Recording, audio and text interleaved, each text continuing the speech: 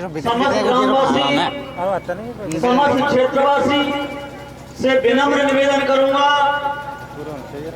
कि जा नहीं पाने यार, ये नहीं कि केवल मेरे परिवार के लिए ही ये भोज कथा का आयोजन किया गया। मैंने पैम्फलेट में भाइयों छपवाया था कि मेरे परिवार के सदस्य, मेरे समाज के सभी परिवार के सदस्य जो इच्छुक हैं धम्म दीक्षा में, धम्म का जिन पे प्रभाव है, वो आज इस मंच के साथ हमारे परिवार के साथ धम्म दीक्षा कर सकते हैं। धम्म दीक्षा में यह होता है कि कोई विशेष संसाधनों की आवश्यकता नहीं होती है कि घर से कहीं नहीं थी, तैयार नहीं आए थे, केवल उनकी शरण में आना है। जो भी भाई इस कार्यक्रम में पधारे हैं, क्षेत्रवासी, ग्रामवासी, मेरे परिवार के अन्य सदस्य धम्म दीक्षा लेकर के अपने उज्जवल भविष्य की कामना भगवान बुद्ध से कर सकते हैं। धन्यवाद।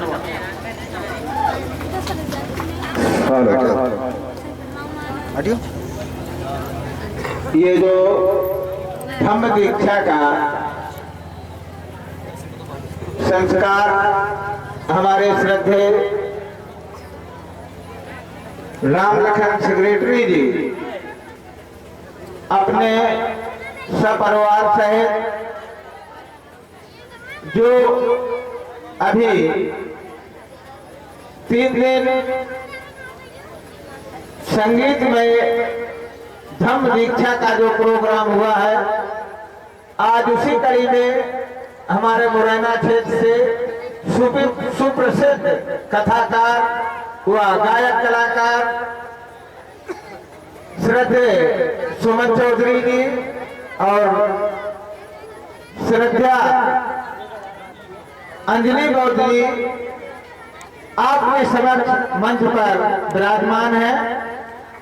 हम इन सभी कलाकारों को बहुत बहुत साधुवाद देता हूं, जिन्होंने महाकारुणिक तथागत बुद्ध व परम पूज्य बोधिसत्व बाबा साहब का ये जो कारवा या मिशन है, उसको अपनी सांगीत में धम्म देशना के माध्यम से जन जन तक पहुंचाने के लिए ये अथक प्रयासों के साथ जो ये कार्य कर रहे हैं, ये साधुवाद के पात्र हैं। और मैं आप सभी लोगों से चाहूंगा कि ये जो धम्म दीक्षा श्रद्धेय राम लखन जी के परिवार सभी लोग मिलकर के धम्म दीक्षा ले रहे हैं, ये बहुत ही खुशी की बात है।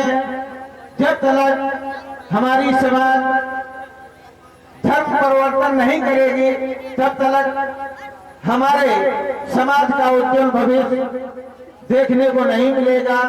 जिस दिन हमारे देश में हमारी ये समाज बुद्ध के धर्म में दीक्षित हो जाएगी, उसी दिन हमारे आने वाली पीढ़ी का भविष्य जरूर ही उज्जवल में होगा।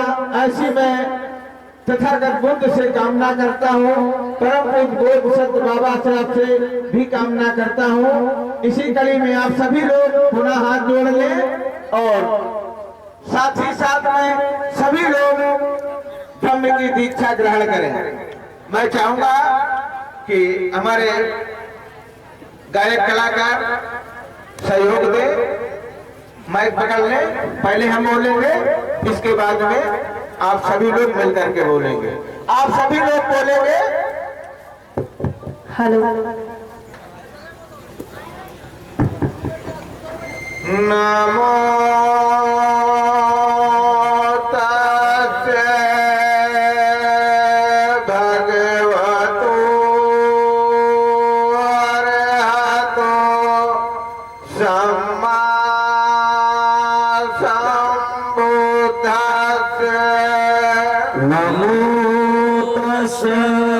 भगवतो अरहतो सम्मा सम्बुद्धस्य। नमो तस्सै भगवतो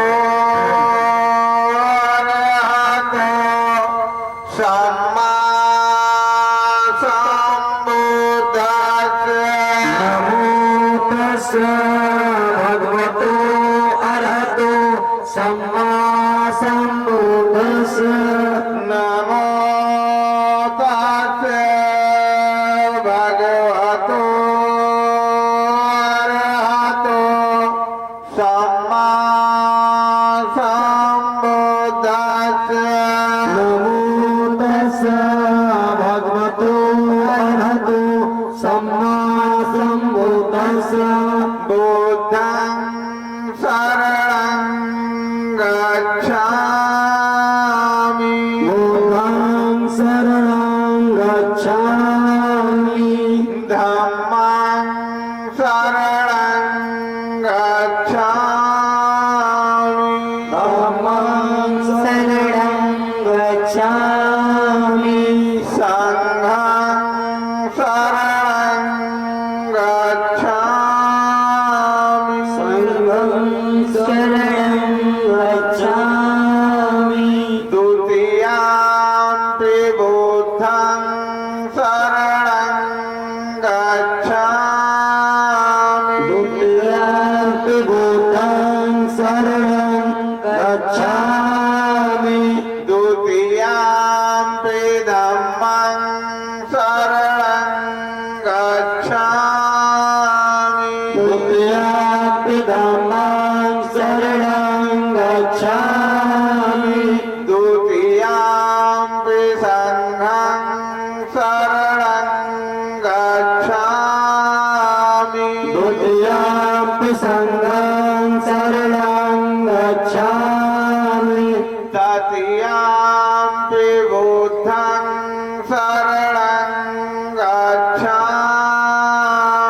तृतीयाम्पि बुद्धं शरणं गच्छामि तृतीयाम्पि धम्मं शरणं गच्छामि तृतीयाम्पि धम्मं शरणं गच्छामि तृतीयाम्पि संघं शरणं गच्छामि तृतीयाम्पि संघं शरणं गच्छामि पाणातिपाता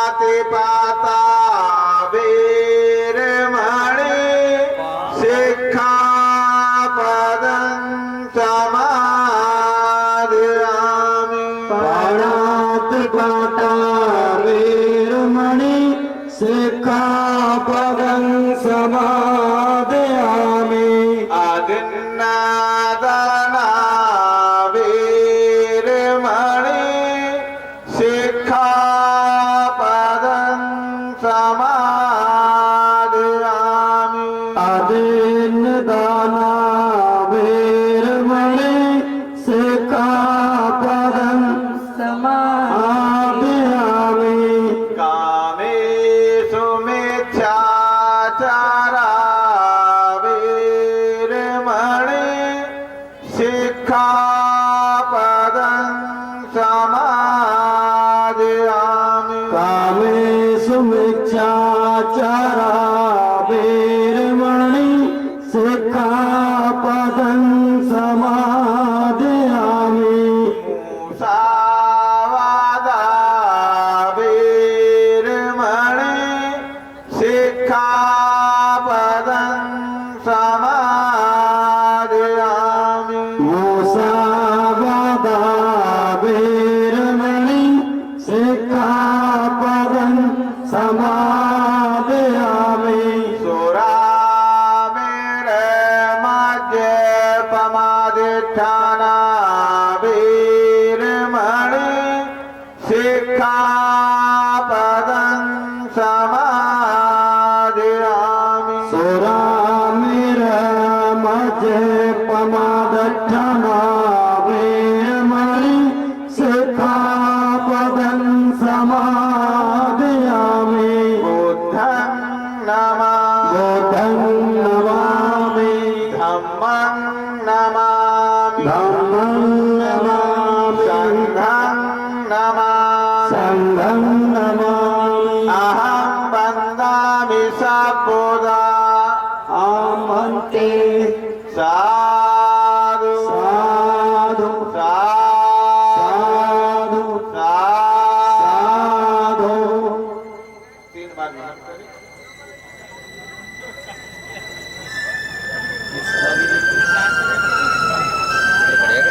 इस प्रकार हमारे श्रद्धेय लक्ष्मण सिंह सेक्रेटरी जी ने अपने परिवार के साथ ये धम्म की दीक्षा ली।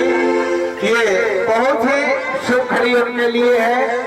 जो सारा परिवार एक साथ में बैठ करके धम्म की दीक्षा ली। यही हमारे महापुरुषों ने बताया।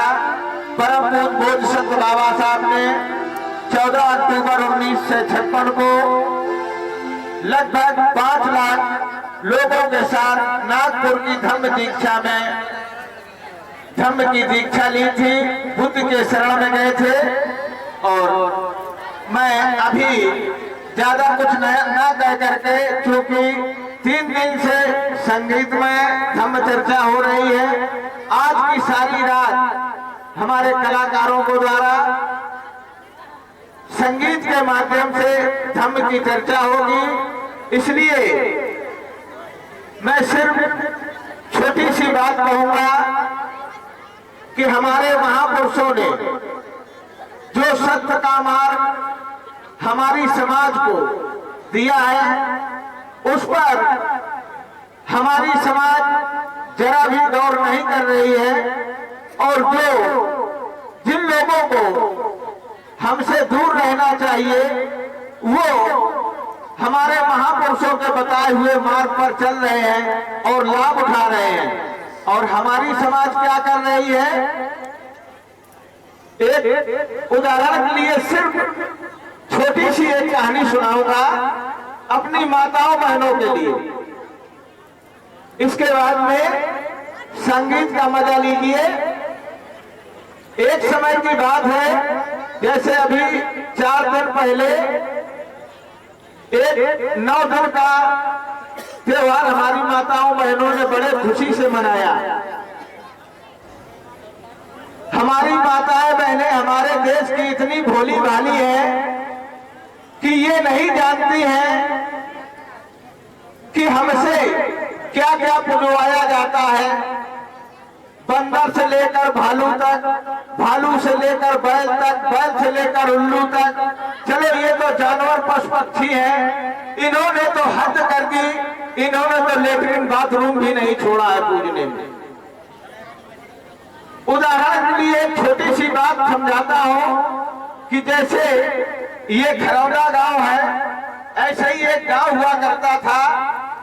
वहां एक बड़ी अच्छी प्रथा थी कि साल में एक बार सारे गांव की महिलाएं मिल करके गांव से दूर, काफी दूर एक मंदिर बना हुआ था, वहां सारे गांव की महिलाएं एकत्रित होकर के पूजा करने जाती थी साल में एक बार। तो जब समय आया तो जो नई बहुएं थी वो तलाशने लगी अपने अपने मोहल्लों में कि सबसे बड़ी बूढ़ी माता जी कौन है, उन्हीं को आगे ले चलेंगे। गांव भरे में पता लगाया गया तो सबसे बड़ी बूढ़ी एक माता जी थी। वहां जाकर के सभी गांव की जो नई बहुएं थी, कुछ छोटी उम्र की कुछ बड़ी उम्र की, वो सभी जाकर के उस बुजुर्ग माता के पास गए और उनसे हाथ जोड़ा, विनती की कि माता जी कल आपकी अगुवाई में हम देवी माँ की पूजा करने चलेंगे, आपको हमारे साथ में चलना है। मेरी माताओं बहनों, वो बूढ़ी माँ कहने लगी कि देखो मुझे 80 साल हो गए मैया को पूछते पूछते, और तुम लोग अपना ध्यान रखना, मैं सुबह 4 बजे तैयार हो जाऊंगी। तुम लोग पुए बतासे ले करके जल्दी तैयार हो जाना। सभी लोगों ने हाँ कर दी। लेकिन हुआ क्या, दूसरा दिन हुआ तो वो बूढ़ी माँ सुबह 4 बजे पूरी पकवान बना के एक डलिए में रख के तैयार हो गई। लेकिन जो हमारी नई बहुएं बहनें थी वो नहीं तैयार हो पाई, उनको तैयारी में देर हो गई। तो इसलिए बूढ़ी माता कहने लगी कि भाई आप लोग जवान हो, तेजी से चल करके आ जाओगे, और हमारी अवस्था बुजुर्ग की हो गई है, मेरे बुढ़ापा आ गया है, इसलिए मैं धीरे धीरे चल पाऊंगी। तो ऐसा करो कि मैं आगे चल रही हूँ और आप लोग जल्दी तैयार होकर के आ जाना। वो बेचारी बूढ़ी माँ टोकरी में पूरी और बतासे रख के सर पे रख के अपना चल दी। तो पहले नियम था कि जब भी कोई भी किसी भी स्थान पर पूजा करने जाता था तो जो सर पे टोकरी रखता था वो जमीन में नहीं रखता था। जब तक मंदिर या वो पूजा स्थल नहीं आ जाता था तो वो जो है सर से टोकरी नहीं उतारी जाती थी। अब हुआ था आधी मंजिल पार कर गई बूढ़ी माँ, पीछे को मुड़ के देखा, अभी गांव वाली महिलाओं का आता पता नहीं था। फिर थोड़ा चली बेचारी, अब रास्ते में उस बूढ़ी माँ को बाथरूम लग आई तो उसने चारों तरफ देखा, जब कोई नहीं दिखाया तो रास्ते के एक तरफ हट करके बेचारी बाथरूम के लिए बैठ गई। बाथरूम किया और जब वो खड़ी होने लगी तो बेचारी कमजोर थी, एक हाथ गलिया में लगाया और एक हाथ अपने घुटनों पर लगाया और जिस समय खड़े होने लगी तो उनका सर जो है झुक गया। जब सर झुक गया तो टोकरी से 2-4 पूड़ियां और 2-4 बतासे वहीं गिर गए। उस बूढ़ी माँ ने नहीं ध्यान दिया, वो बेचारी आगे मंदिर की तरफ चली गई। इधर गांव की जैसे ये सब हमारी माताएं बहनें बैठी हैं, ये सभी लोग अपने अपने घरों से प्रसादी लेकर के गई और जब उस जगह में देखा कि यहाँ तो पानी फैला डला है, यहाँ तो पूड़ियां भी चली हैं, यहाँ बतासे भी चढ़े हैं, इसका मतलब यहाँ कोई जरूर देवता या देवी है। सभी लोगों ने वहाँ 4-4 पूड़ियां रखी, 4-4 बतासे रखे, पानी फैलाया और उस पैर छुए और चलते गए। धीरे धीरे पूरे गांव की महिलाओं ने यही क्रिया की तो वहां इतने ऊंचे पूड़ियों का ढेर लग गया। कोई बात नहीं, सभी गई वहां मंदिर में पूजा की। पूजा करने के बाद जब वापसी में आए तो कुछ नई नई जो बहनें थी उन्होंने देखा कि आज तो मतलब अम्मा से पूछ लिया जाए कि यहाँ कौन सी देवी है, इसका नाम क्या है। तो पूछने लगी कि अम्मा एक बात बताओ, हम तो हर साल यहाँ पूजा करने आते थे, लेकिन इस वर्ष ये कौन सी देवी ने जन्म लिया जो आज तुम यहाँ पूजा करके गई हो। अब तो अम्मा सरपटियानी बोली मैंने कब पूजा की। अरे बोले तुम ही तो पूजा करके गए थे, यहाँ बतासे चढ़े थे, पूरे चढ़े थे, पानी फैला पड़ा था। ओ बूढ़ी माँ समझ गई, बूढ़ी माँ समझ गई कि मैंने यहाँ बाथरूम की थी, लगता है मेरे उठने में 2-4 पूड़ियां गिर गई तो इन्होंने पूजा समझ करके इन बेवकूफों ने हमारी बाथरूम की पूजा की। तो इसलिए वो कहने लगी बूढ़ी माँ इज्जत बचाने के लिए कि हाँ मुझे याद आ गया, मुझे याद आ गया, यहाँ नई देवी ने जन्म लिया है, उसका नाम है मूतनी देवी।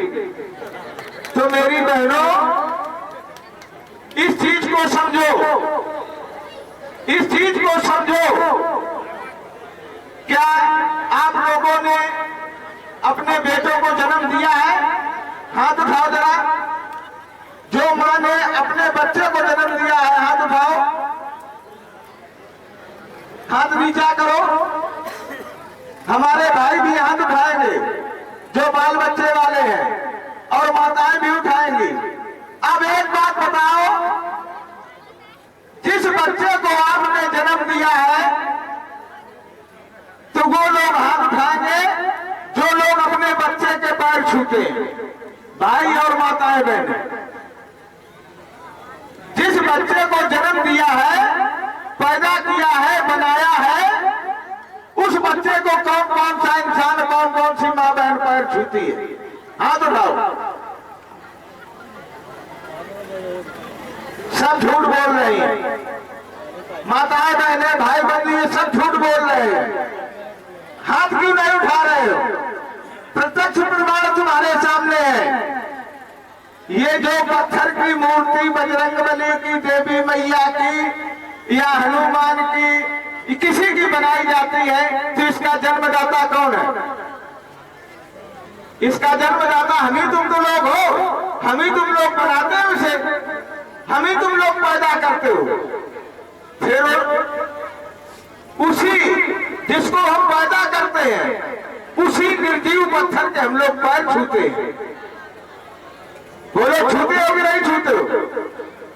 तो ये हमारे देश की विडंबना है।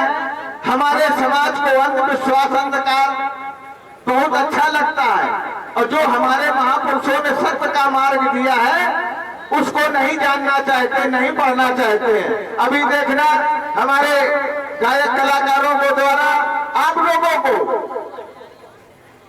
सत्य के मार्ग पर चलने के लिए कितने अच्छे अच्छे शब्दों से आप लोगों को समझाया जाएगा, आप लोगों को संबोधित किया जाएगा।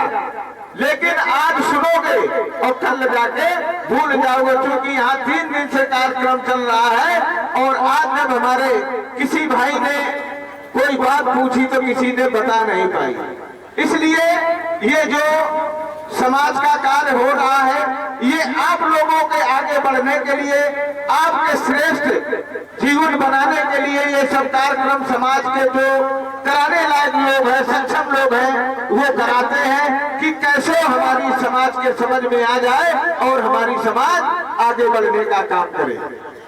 तो मैं अपनी बात को यही समाप्त करता हूं, इसलिए कि जो ये कार्यक्रम होना है उसमें देरी ना हो। तो इसलिए आप सभी लोगों को सभी प्रकार की मंगल कामनाओं के साथ बहुत बहुत साधुवाद। और खास करके ये जो कार्यक्रम हुआ है ये छोटा सा बेटा जो श्रद्धेय रामलखन सेक्रेटरी जी का नाती है, जिसके नाम की आज घोषणा की जाती है, इसका नाम है प्रांशु। आज से सभी लोग इस बेटे को प्रांशु के नाम से पुकारेंगे, प्रांशु के नाम से जानेंगे। तो आप सभी लोगों को बहुत बहुत साधुवाद, बहुत बहुत साधुवाद। बहुत सब मंगलम, बहुत सब मंगलम, बहुत सब मंगलम।